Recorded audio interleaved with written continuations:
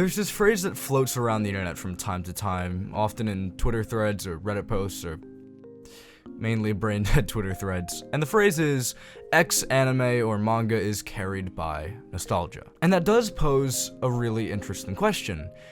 Can a show be carried by nostalgia? In my opinion, short answer, yes, absolutely. Longer answer, still yes, but with a major caveat that can color the phrase in a very different way. First of all, as with any good argument, I should define what we're talking about so I don't get an ungodly amount of people arguing with me over a different definition of a show being carried by nostalgia.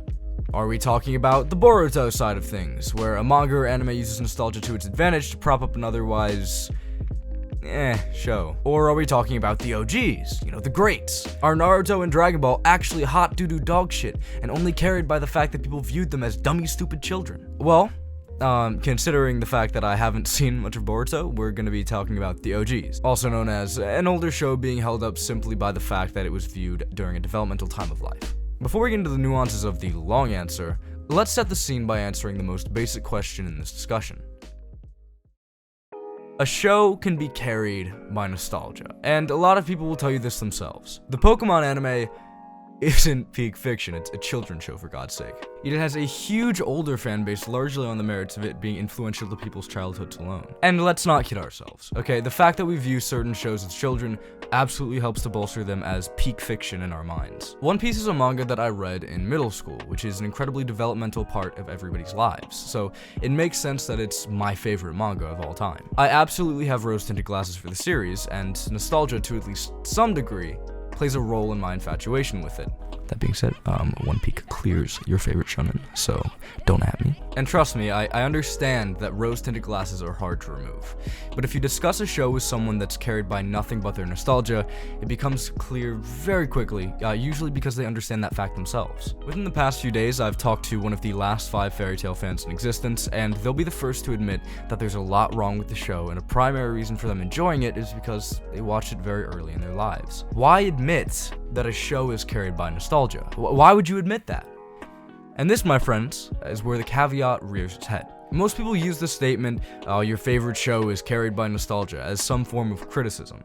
But a show being carried by nostalgia isn't inherently a bad thing. For one, people can enjoy whatever show they want for whatever reasons they want. This should be obvious. They don't have to believe a show is great because it follows a specific set of rules that make it undeniably amazing or critically acclaimed. People can just like a show because it has sentimental value to them. There's nothing wrong with that. You'd be surprised at the number of people that disagree with that statement, but for the most part, I feel like people can agree on that. Secondly, kids aren't entirely brain dead, right? What does this have to do with the argument at hand? Well, if a child watches a show and enjoys it enough to make it a part of their lives 10 years down the line, there's clearly some value in that show beyond nostalgia, even if it is just the pretty pictures or, oh boy, my favorite Pokemon. Those aren't particularly deep reasons to enjoy a show, but they're reasons as valid as any other. And those reasons that even children enjoy can drag people into those shows even now. For example, I'm loving base Dragon Ball so far. It's not the most amazing thing in the world, but it's cute. Sometimes the jokes get a smile out of me and the action is super entertaining. That's all it really needs for me to enjoy it.